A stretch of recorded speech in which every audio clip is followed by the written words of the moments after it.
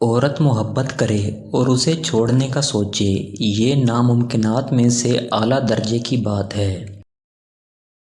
اگر عورت شک کرے تو مرد ہنس کر ٹال دیتا ہے، اور اگر مرد شک کرے تو عورت رو رو کر ٹوٹ جاتی ہے۔ اگر عورت کو رونے کے لیے کندھا میسر نہ ہو تو وہ مضبوط ہو جاتی ہے۔ ایک بار اسے دلاسا نہ دو تو وہ اگلی بار اپنا بکھرا ہوا وجود لے کر نہیں آئے گی۔ کردار صرف عورت کا ہی نہیں ہوتا، مرد حضرات بھی جب کردار سے گر جائیں تو بد کردار ہی کہلائیں گے۔ اتنی نازک ہوتی ہیں یہ لڑکیاں، اگر پسند کا سوٹ نہ ملے تو یہ عید نہیں مناتی، مگر ایک ناپسندیدہ شخص کے ساتھ پوری زندگی گزار لیتی ہیں۔ اپنی بیوی کا تہہ دل سے شکریہ ادا کریں، کیونکہ وہ موت کی وادی سے گزر کر آپ کو باپ بناتی ہے۔ مرد کہتا ہے کہ اکیلی عورت محفوظ نہیں ہوتی، مگر یہ نہیں بتاتا کہ کس وجہ سے۔ عورت موم صرف اپنے پسند کے مرد کے لیے ہوتی ہے، ورنہ اس جیسا پتھر کوئی نہیں۔ اگر کوئی مرد تمہیں چھوڑ دے تو دکھی ہونے کی بجائے خوش ہو جایا کرو، کیونکہ اگر وہ مرد ہی ہوتا تو تمہیں کبھی نہ چھوڑتا۔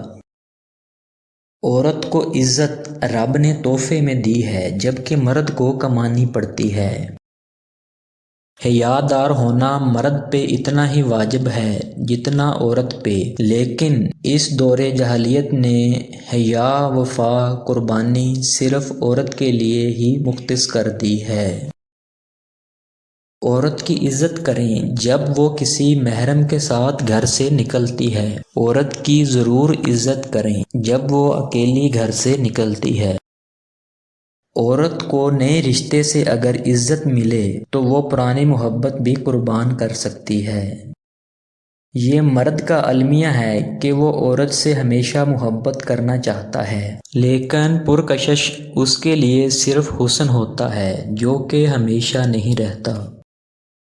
مرد اگر ضد پر آ جائے تو عورت کی زندگی تباہ کر دیتا ہے، لیکن اگر عورت ضد پر آ جائے تو نسلوں کی نسلیں تباہ کر دیتی ہے۔ لحاظ اور اجنبی عورت کی عزت، یہ دو چیزیں ایسی ہیں جو ہمیں دنیا کی کوئی ڈگری نہیں سکھا سکتی سوائے گھر کی تربیت کے۔